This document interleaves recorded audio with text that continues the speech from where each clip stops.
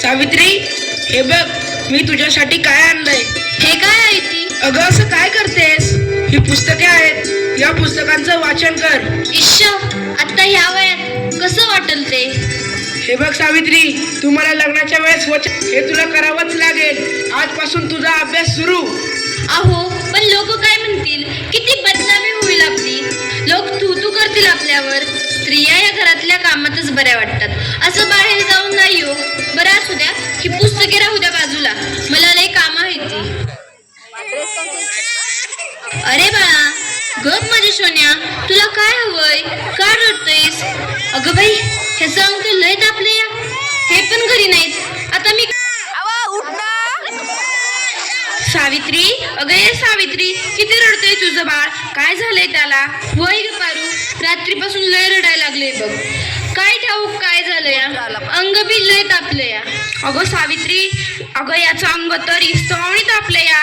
वय ग पारू, आता मी काय करू? अगं सावित्री, ही तर भूतबाधा आहे, भूतबाधा. काय भूतबाधा? माझ्या लेकराला भूताने झपटले? नाही नाही, असं होऊच शकत नाही. होय सावित्री, असंच झालंय. याच्या पापण्या बघ कशा लाल झाल्यात. मग आता मी काय करू? हे पण घरी नाहीत. अगं तुझं पोरग लय तापलंय. आता रडत बसू नकोस, वेळ वाया घालू नकोस. आपल्या गावाबाहेर मांत्रिक बाबा आले, लय जालीम उपाय करतात ते. त्यांच्याकडे घेऊन जा त्याला. वाटलं तर मी येते तुझ्या संग. होय वय, चल लवकर, माझं लेकरू लय तापलं या. बाबा, ते बघा, एक बाई आपल्या बाळाला घेऊन येत आहे आपल्याकडे. म्हणजे आज आपली कमाई होणार. बाबा, माझ्या बाळाला वाचवा. बाबा, माझ्या बाळाला वाचवा. त्याचा विस्तवासारखं तापले. बाबा, काहीतरी करा. बाबा, काहीतरी करा. तुझ्या बाळाला भूतबाधा झाली या. कसली भूतबाधा बाबा? बाई, तुझ्या बाळाला विहिरीतल्या भूताने झपटलंय. काय? विहिरीतल्या भूताने? मग काहीतरी उपाय सुचवा बाबा. मी माझ्या बाळासाठी काय पण करीन. बाई, तू काळजी करू नकोस. बाबांवर विश्वास ठेव, सगळं काही चांगलं होईल. थोडा धीर धर. कसा धीर धरू बाबा, कसा धीर धरू? तुला तुझ्या बाळासाठी बळी द्यावा लागेल. म्हणजे तुला एक बकऱ्याचा नैवेद्य द्यावा लागेल. ठीक आहे बाबा, मी माझ्या बाळासाठी वाटते ते करीन. पण माझं बाळ वाचलं पाहिजे. माझ्या बाळाला वाचवा बाबा. बाई, तुला काय करायची गरज नाही. तू फक्त पैसे दे, नैवेद्य आम्ही करू. ठीक आहे बाबा, मी वाटेल तेवढं पैसे देईन, पण माझं बाळ वाचलं पाहिजे. हे घे अंगारा, दिवसातनं 2 वेळेस लावत जा बाळाला. बाबा की जय हो, बाबा की जय हो. बंबम बोले, बंबम बोले.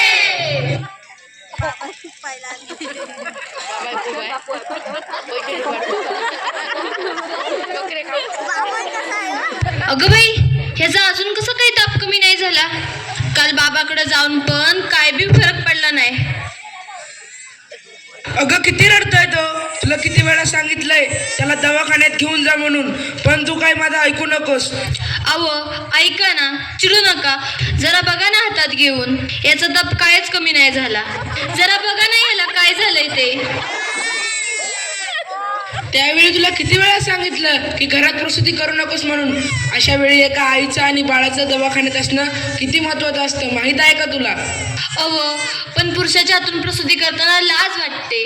कसं वाटतं ते? त्यावेळेस दवाखान्यात कुठल्या महिला डॉक्टर पण नव्हत्या. मी कशी करणार होते प्रसूती? अगं याचं अंतर तव्यासारखं दाबलंय. अशी कशी गाफील असतेस तू? अहो, मग काहीतरी करा ना. दादा, लवकर जाऊन वैद्यांना बोलव. हे काय करतेस तू? मी याला देवाचा अंगारा लावतीये. बस कर सावित्री, हा सर्व अंधविश्वास असतो.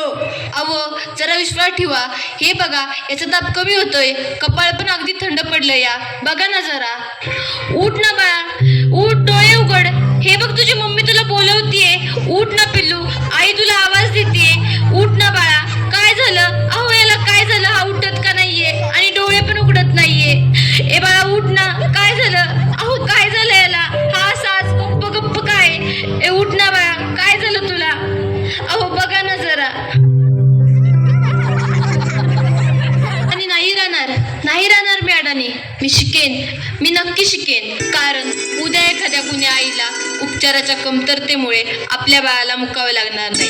मी शिकेन, मी नक्की शिकेन. शाबास सावित्री, शाबास. मला तुझ्याकडून हीच अपेक्षा होती.